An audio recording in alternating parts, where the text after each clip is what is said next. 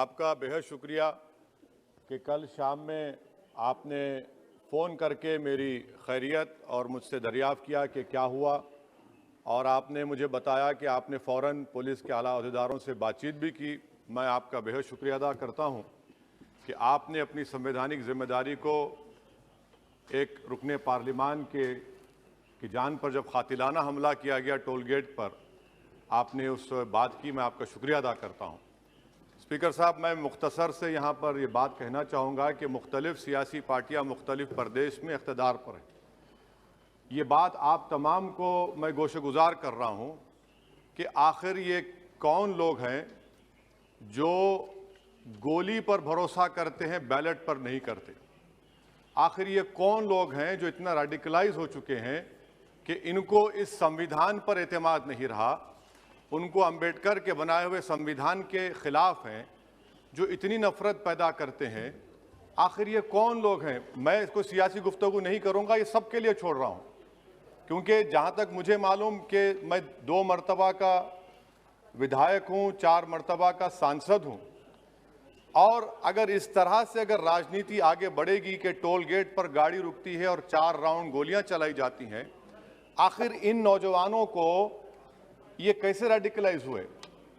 और मैं सरकार से पूछना चाहता हूं कि क्या उन्होंने ये रेडिकलाइजेशन सैयद कुतुब की किताब पढ़कर रेडिकलाइज हुए, अब्दुल्ला अज़ाम की किताब पढ़कर रेडिकलाइज हुए, या अयमन अल ज़ोहरी की किताब पढ़कर रेडिकलाइज हुए?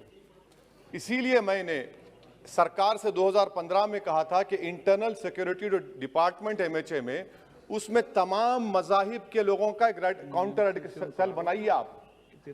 और सर, ये रेडिकलाइज हो चुके हैं तो भारत की इससे राइट विंग कम्युनिज्म और टेररिज्म बढ़ेगा। मैं आपसे अपील कर रहा हूं कि जो गलती NDA 1 में की थी, आप वही करने जा रहे हैं। आपको नुकसान होगा, आपकी सरकार को नुकसान होगा, देश को तो, देश की सालिमियत को खतरा तो पैदा हो रहा है।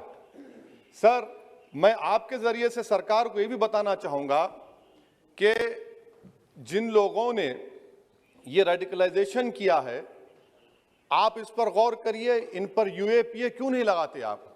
अगर कोई स्पीच देता है, अगर कोई फेसबुक पर किसी क्रिकेट मैच पर किसी टीम की तायीद करता है तो UAPA लगता है। एक सिटिंग MP के ऊपर UAPA नहीं लगेगा सर। मैं सरकार पर छोड़ता हूं। सर, चौथी बात यह है कि रेडिकलाइजेशन की जब बात होती है, हमने यहां पर एक कांग्रेस के बड़े नेता से सुना कि दो भारत हैं दौलत के एतबार से। नहीं सर, भारत की दौलत मोहब्बत है। भारत की दौलत पैसों की दौलत नहीं है, भारत की दौलत मोहब्बत है। हां, 2 भारत हैं, एक मोहब्बत पर जो पिछले कई बरसों से आबाद है, और एक नफरत पर भारत बन रहा है। तो क्या आप दौलत की भारत की मिसाल देंगे या मोहब्बत की भारत की मिसाल देंगे? अगर मोहब्बत की भारत की मिसाल देंगे तो उसमें आपको मेरी जबान को रोकने के लिए गोली चलाने की जरूरत नहीं है। इस 2 भारत को समझने की जरूरत है। सर, खत्म सर, मुझे खत्म सर सुनिए सर, मैंने करीब से 6 फीट से गोलियां देखी, मुझे बोलने दीजिए सर। हो सकता है कि कल दिन ना देखूं मैं, अगर मैं यहां पर नहीं बोलूंगा तो कहां बोलूंगा सर? आप मुझे प्लीज बोलने दीजिए। सर, मैं आपसे गुजारिश यह करना चाहूंगा कि आप हरिद्वार में, रायपुर में और इलाहाबाद प्रयागराज में मेरे बारे में क्या कहा गया, आपके नायबी की रिपोर्ट है ना, आप क्यों छुपा रहे उसको?